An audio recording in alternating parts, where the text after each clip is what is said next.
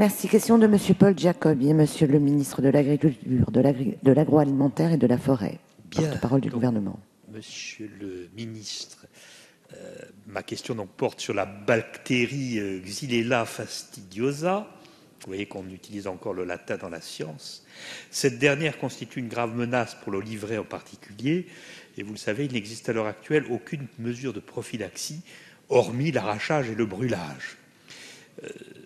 Cette bactérie est actuellement présente dans la région italienne des Pouilles et progresse rapidement vers le nord, vers Brindisi.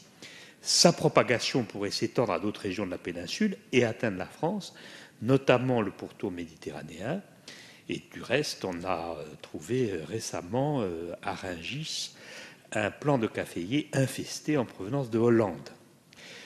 La Corse demeure particulièrement exposée eu égard aux nombreux échanges commerciaux entre l'île et l'Italie, mais aussi à la présence des mêmes cultures sensibles assorties d'un climat propice et des mêmes insectes vecteurs. En substance, vous le savez, cette bactérie menace de nombreux arbres fruitiers, les chênes et la vigne en dehors de l'olivier. Une infestation constituerait une véritable catastrophe sanitaire environnementale, mais aussi, bien entendu, économique. Vous le savez, la Corse produit et exporte, entre autres, de l'huile d'olive, des clémentines et du vin reconnus pour leur qualité. Face à ce grave péril, dont il convient de prendre toute la dimension, aucune mesure concrète n'avait été prise jusque récemment. La collectivité territoriale a sensibilité les pouvoirs publics, et notamment le représentant de l'État en Corse, mais également le ministère, pour que des dispositifs de protection soient mis en place dans les meilleurs délais. Je dois dire que nous avons été entendus.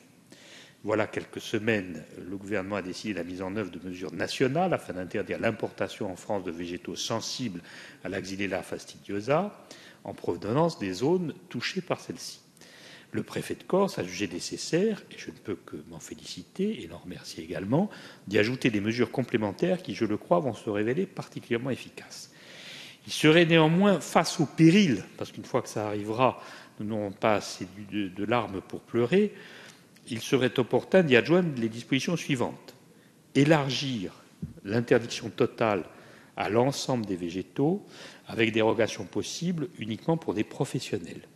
Créer un centre d'analyse sur place, en Corse, permettant une lecture plus rapide des résultats. Mettre en place un comité technique qui sera en mesure de définir des critères de dérogation et, d'autre part, étudier la possibilité de mise en place de zones de confinement dans les 2 ports principaux avec désinsectisation systématique des végétaux et analyse des variétés sensibles pour s'assurer de l'état sanitaire des végétaux introduits par dérogation. Merci, Monsieur le Ministre, de bien vouloir nous faire connaître votre avis sur les propositions que nous venons de formuler. Merci, Monsieur le Ministre. Merci, Madame la Présidente. Monsieur le député Paul Giacobbi, comme vous le savez, c'est sous l'impulsion de la France qui avait pris le 4 avril la décision unilatérale de renforcer les mesures pour prévenir l'introduction de la bactérie Xylella fastidiosa à la suite d'un rapport scientifique sur le sujet. C'est donc sous l'impulsion de la France que le Comité de la santé des végétaux de la Commission européenne a approuvé le 28 avril dernier les nouvelles mesures d'urgence renforcées contre cette bactérie sur le territoire de l'Union européenne d'une part et à l'importation d'autre part. Stéphane Le Foll a salué ces mesures européennes qui se substitueront dès leur entrée en vigueur à nos mesures nationales. Il a par ailleurs réaffirmé son soutien à l'Italie qui subit un foyer, comme vous l'avez dit, très important de cette bactérie dans le sud de la Botte, dans la région des Pouilles. Et a rappelé la nécessaire solidarité de l'Union européenne avec l'Italie et ses producteurs, car seule une gestion efficace de ce foyer permettra de protéger l'ensemble des États membres. L'arrêté pris par le préfet de la région Corse interdit l'introduction des végétaux sensibles à Xylella fastidiosa de toutes origines, y compris les végétaux qui pourraient être introduits par des particuliers. Par voie de dérogation et uniquement à destination des professionnels, des végétaux sensibles produits hors zone délimitée en Italie ou pays tiers contaminés ou de statut inconnu peuvent être introduits après autorisation et uniquement par les ports d'Ajaccio et de Bastia.